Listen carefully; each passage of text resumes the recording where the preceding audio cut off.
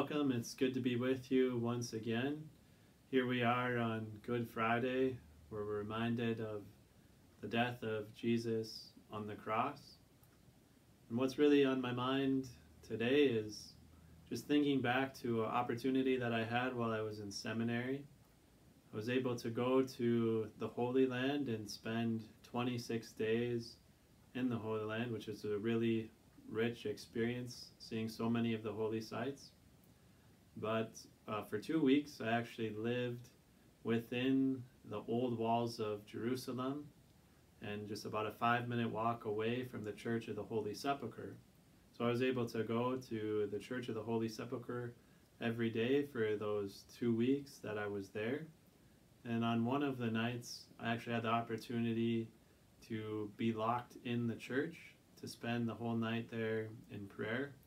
It's something that they allow for 15 Catholics, 15 Orthodox, whatever the different religions of those who have space within the Church of the Holy Sepulchre. They allow their Christians to spend the night in prayer. So I was there from 7 p.m. to 4 a.m. And so I went there for this opportunity, and they told me, just sit here and we'll make sure everyone else leaves the church. And then they had a ceremony where they locked the church. And after that ceremony was done, we were free to move about the Church of the Holy Sepulchre for that entire night. So I was like, man, I could go to the tomb, I could go to all these other places within the church to pray. I was like, where should I begin? So I thought, well, I'll go to Calvary. It seems like a good place to begin. So I went up there and just sat down and prayed and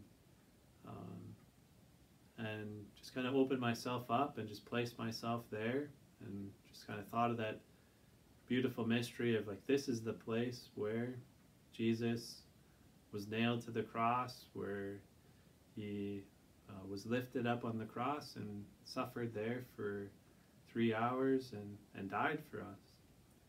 So as I was just kind of sitting there thinking about this reality, also just reminded myself of a conversation that I had with my spiritual director on one occasion. As I was that summer, I would be ordained a deacon, and so one of the things that he had said before that was,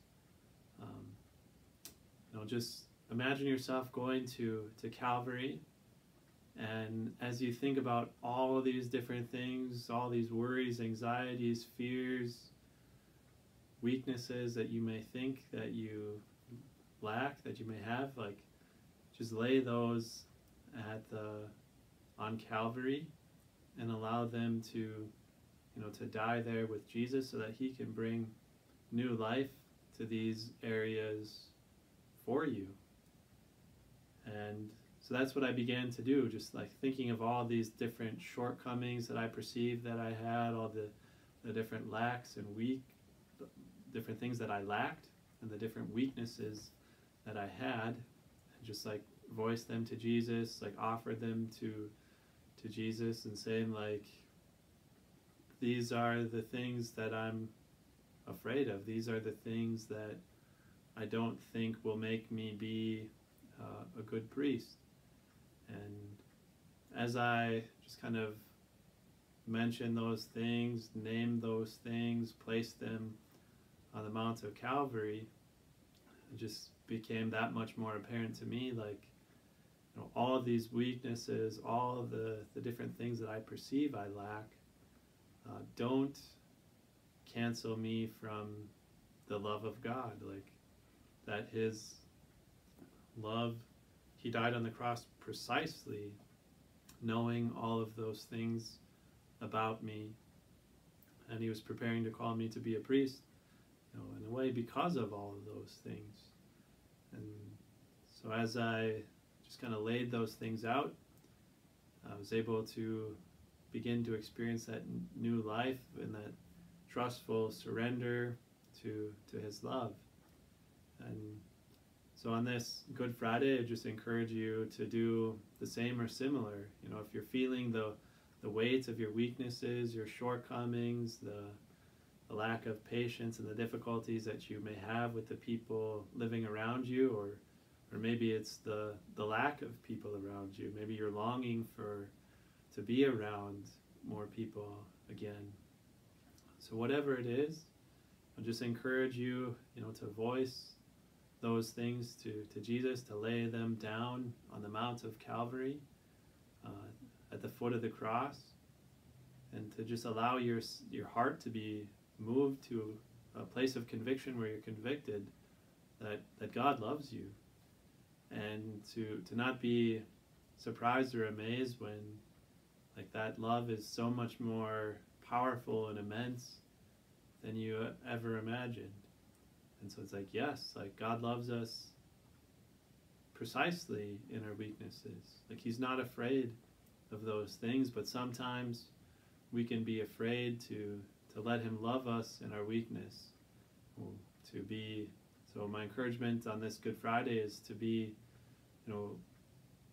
allow ourselves to have that trustful surrender to God in His love, to lay down those things that may keep us from allowing Him to love us, and to just allow ourselves to invite that great and immense love in, to allow ourselves to experience that new life with Him. So those are my thoughts on this Good Friday.